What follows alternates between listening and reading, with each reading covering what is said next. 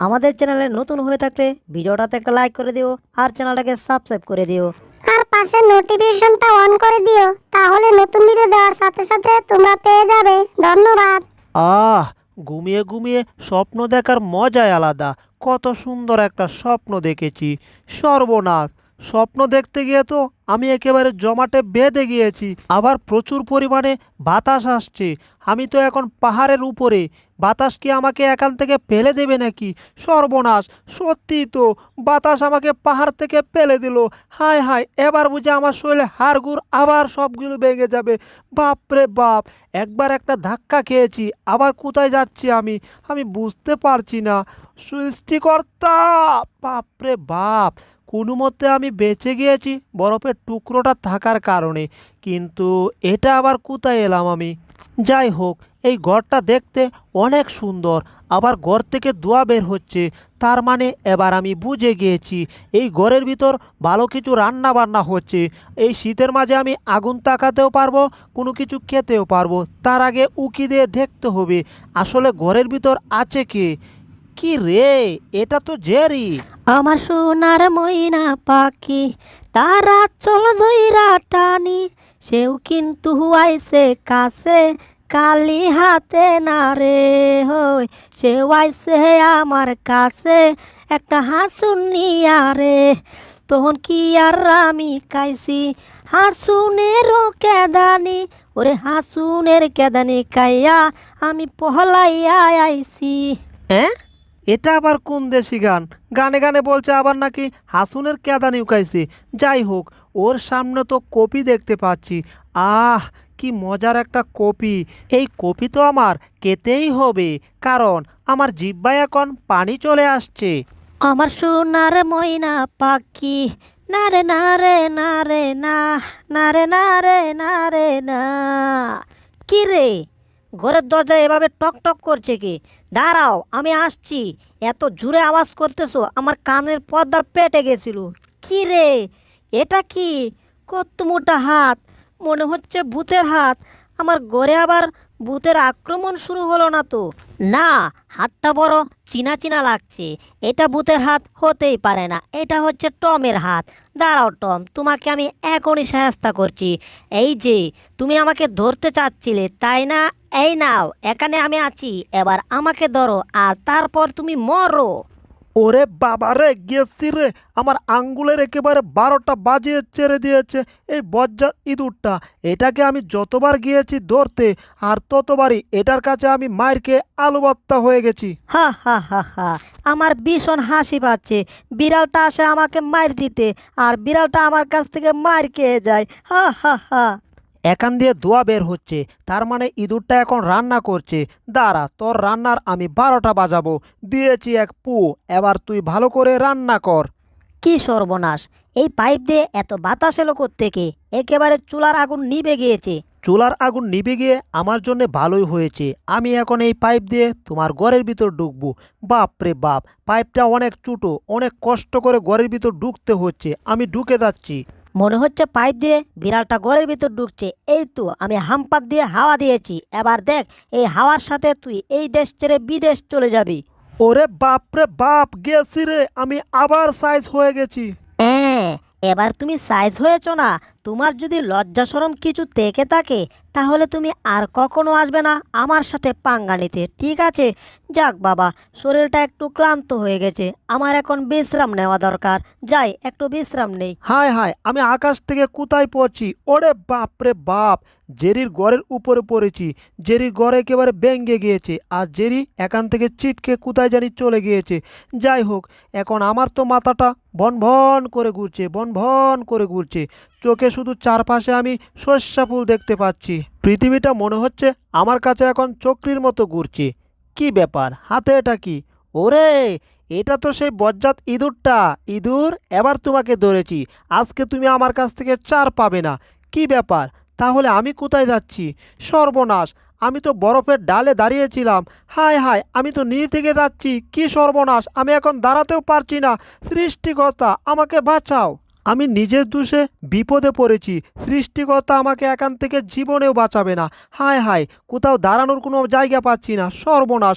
আমার সামনে একটা গরু পড়েছিল, চিটকে চলে গেছে, সামনে আবার কি, সর্বনাশ। নিচে তো একটা গুহা দেখতে পাচ্ছি, এবার বুঝি এই গুহাতে ঢুকতে হবে, না জানি গুহার ভিতরে কি আছে। ভাগনা ভাল্লুক, আমি কিছুই জানি না, সর্বনাশ। কত উপর থেকে আমি নিচে যাচ্ছি, হায় হায়, একেবারে গুহার সামনে চলে আসছি। ওরে সর্বনাশ, গুহার ভিতরেই ঢুকে যাচ্ছি। ওরে বাবারে বাবা, গুহা একেবারে ভেঙে তারপর ভিতরে ঢুকে গিয়েছি। মনে হচ্ছে এখানেও আমি চক্রির মতো ঘুরছি, এই চক্রা আমার পিছুই ছাড়ছে না রে বাবা। আরে চক্রা বাবা, এবার তো একটু গোড়াটা বন্ধ যাক। কথা বলার সাথে সাথে চক্রাটা বন্ধ হয়ে গেছে, কিন্তু এটা আমি কোথায় এলাম? কি ভয়ঙ্কর একটা গুহা রে বাবা, আবার অনেক বড় একটা ছিদ্র আছে। যাক, কিন্তু সাদা এটা কি তা? এটা বরফ নাকি? কিন্তু বরফ তো নড়ে না, আমি জানি যেটা। এরে, এটা শ্বাস নিচ্ছে, এটা দানবের মতো। হায় হায়, এটা হচ্ছে একটা দানব ইঁদুর। কি যে করি বুঝতে পারছি না। আরে, আমার তো ইঁদুরটাকে ধরার কথা ছিল, দানবটা এখন ঘুমিয়েছে, এই সুযোগে ইঁদুরটাকে আমার ধরতে হবে। এই পুচকি ইঁদুর, তুই পালাচ্ছিস কোথায়? কারা বলছি। হায় হায়, আমি তো যেতেই পারছি না। এই পুচকি ইঁদুর, পালাচ্ছিস কোথায় তুই? দাঁড়া বলছি। হায় হায়, আমি তো দৌড়াতে পারছি না, স্লিপ খেয়ে গেলাম। Break break break break break. আর দুরু, ব্রেক আমার কথাই মানছে না, মনে হচ্ছে আমি আবার পড়ে যাব, দাঁড়াতেও পারছি না। কি হচ্ছে আমার সাথে কিছুই বুঝতে পারছি না, সৃষ্টিকর্তা। যাক রে, মনে হচ্ছে আবার আমি চিতই পিঠার মতো পড়ে গিয়েছি। বজ্জাত ইঁদুর, তোকে আমি ধরবো, তারপর তোরে আমি কাঁচামরিচ দিয়া খাবো, তারপর তোরে আমি বাথরুমে হাগু কইরা ফেলবো। কারা কইতাছি? সুরে সুরে বলো আর বেসুরা সুরে বলো, যেভাবেই তুমি বলো, আমাকে এত সহজে দৌড়তে পারবে না। ঠিক আছে, এটা ঠিক, বরফের মাঝে একটু দৌড় ফিরতে পারতেছি কম, কিন্তু তুমি তো দৌড়তে পারতেছো না, তাহলে আমাকে আবার দৌড়বে কি করে? এবার আমি এই দানবটার শরীরে উঠে গেলাম। কত লম্বা লম্বা লোম এই দানবটার শরীরে। এবার তো তুমি আমাকে জীবনেও ধরতে পারবে না। দেখো, লেজের উপর বর কেড়ে আমি কিভাবে সাঁতারের মতো খেলা খেলছি, পারবে? পারলে দেখাও। এই দেখো, আমি এখন এটার ভিতরে ঢুকে গিয়েছি।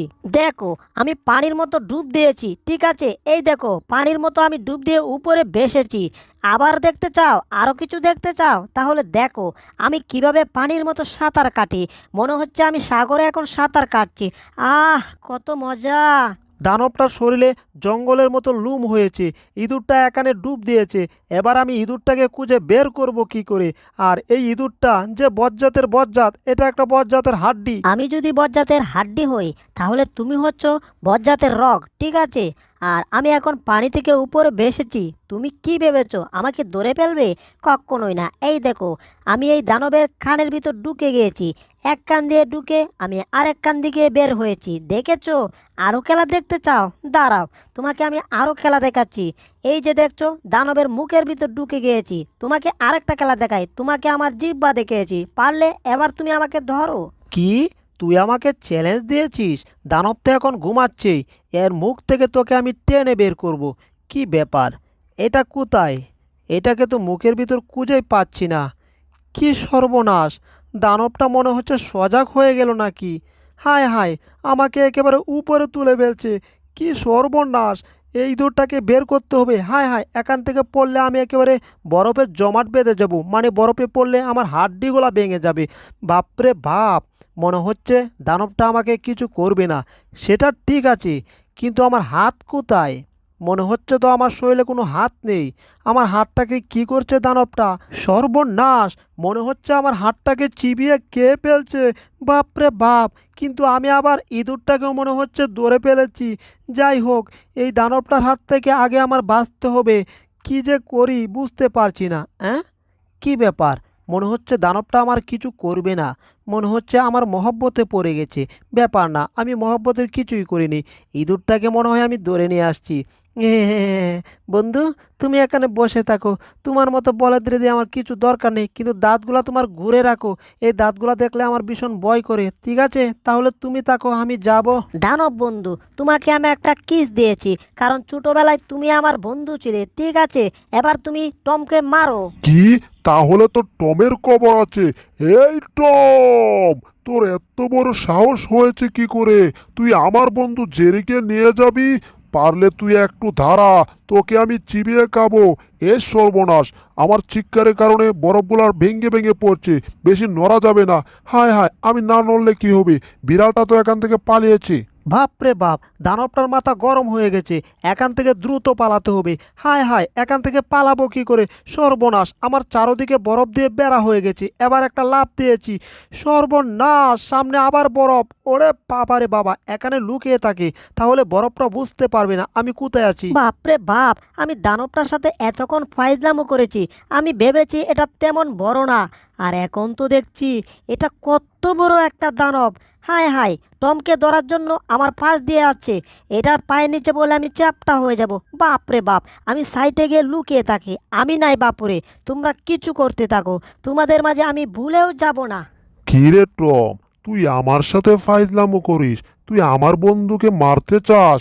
আমি তোর জীবনে 12টা বাজাবো না, শুধু তোর লেজের 12টা বাজাবো। এবার লটেলা। ওরে বাপ রে বাপ, আমার লেজের তো দেখছি একেবারে 12টা থেকে 24টা বাজিয়ে ছেড়ে দিয়েছে, আমার লেজের এক কি আল অবস্থা হয়ে গেল। এই তো ইঁদুরটা মনে হয় এই ক্যাপের নিচে আছে। এই যেন ভাই দাঁড়ান, আপনার ক্যাপের নিচে একটা ইঁদুর, আমাকে ইঁদুরটা মারতে দিন। এই যেন ভাই, আপনি চিন্তা করবেন না, ইঁদুরটাকে আমি ধরেছি। সর্বনাশ, ইঁদুর ধরতে গিয়ে মানুষের হাতে আবার মাইর খেয়েছি, কিন্তু ইঁদুরটাকে আমি এত সহজে ছাড়বো না। সকাল থেকে ইঁদুরটা আমার জীবনটাকে তেজপাতা করে ছেড়ে দিচ্ছে। এই পুচকি ইঁদুর, তুই পালাচ্ছিস কোথায়? কারা কইতাছি, আবার কোনো ঘটনা ঘটানোর চেষ্টা করিস না বলে দিলাম। টম আশেপাশে গুরু করছে, আর এখানে একটা 3D গ্লাস আছে, এবার টমকে আমি ভয় দেখাবো। টম রেডি হও ভয় খাওয়ার জন্যে। এই যে আমি একটা ভূত। ওরে সর্বনাশ, ভূত এখানে? হায় হায়, আমি বুঝি আবার মরে যাব। কি রে, এটা তো ভূত না, এটা তো একটা পুচকি ইঁদুর। আর আমি যে ইঁদুরটাকে কুচ্ছিলাম সেই ইঁদুরটাই এটা আমাকে ভয় দেখিয়েছে। পুচকি ইঁদুর, আজকে তোর কবর আছে। তুই কোনটার ভিতর লুকিয়েছিস? একটার ভিতরে তুই লুকিয়ে থাকতে পারবি না, এটা থেকে তোকে আমি বের করব, আর তোকে বের করে তোকে মেরে তক্তা করব। আর দুরু, এটা তো এখান থেকে আবার পালিয়েছে। এই ইঁদুর, কারা কইতাছি? তুই আবার এই চায়ের কাপে লুকিয়েছিস, দাঁড়া, এই চায়ের কাপ থেকে তোকে আমি বের করবই, দরকার হলে সব চায়ের কাপ আমি ভেঙে ফেলবো। কি ব্যাপার? মনে হচ্ছে একটা বিড়াল আমার ঘরের সবকিছু নষ্ট করে ফেলেছে। আমি এবার বুঝতে পারছি, তাড়াতাড়ি আমার পুলিশকে খবর দিতে হবে, তা না হলে আমার ঘরের সব জিনিসপত্র ভেঙে চুরমার করে ফেলবে। বজ্জাত বিড়াল, দেখ তোর কি অবস্থা করি আমি। পুলিশ স্টেশন, তাড়াতাড়ি আসুন। ইয়েস ম্যাডাম, আমি চলে আসছি। চুরটা কোথায় আছে শুধু বলুন। এই, তুমি চুর দেখেছো? আরে ভাই, দেখছেন না আমি পত্রিকা পড়তেছি, আমি হচ্ছে একটা শিক্ষিত লোক, মনে হচ্ছে ধরা খেয়ে গেছি। স্যার, আপনি ভালো আছেন? কিন্তু আমি ভালো নেই, আমি এখান থেকে পুরুত